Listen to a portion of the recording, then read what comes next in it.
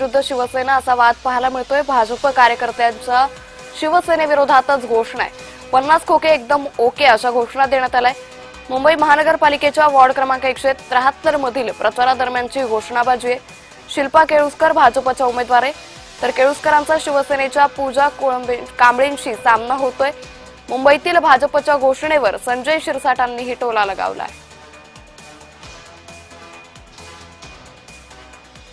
भाजपचं ते कोण महारथी त्यांचा शोध घ्यावा लागेल। बाबा अशी घोषणा देण्या अगोदर एकदा देवेंद्र फडणवीस साहेबांना विचार,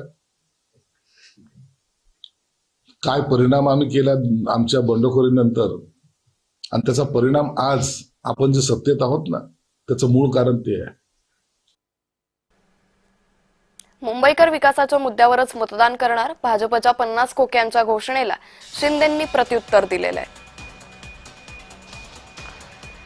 तर उपमुख्यमंत्री एकनाथ शिंदे यांनी या सगळ्या प्रकारावरती आपली प्रतिक्रिया दिली आहे। मुंबईकर विकासाच्या मुद्द्यावरच मतदान करणार असं एकनाथ शिंदे म्हणाले।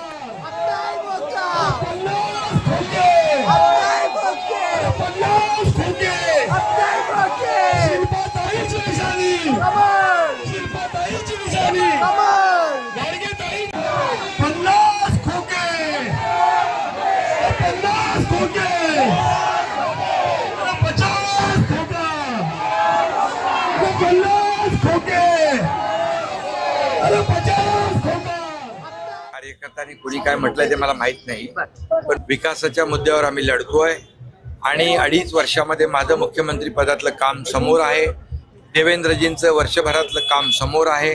त्यामुळे मुंबईकर मुंबईच्या विकासाच्या मुद्द्यावरच मतदान करणार आणि मुंबईचं एकाच शब्दात मी तुम्हाला सांगतो, मुंबईमध्ये महायुतीचाच महापौर होणार।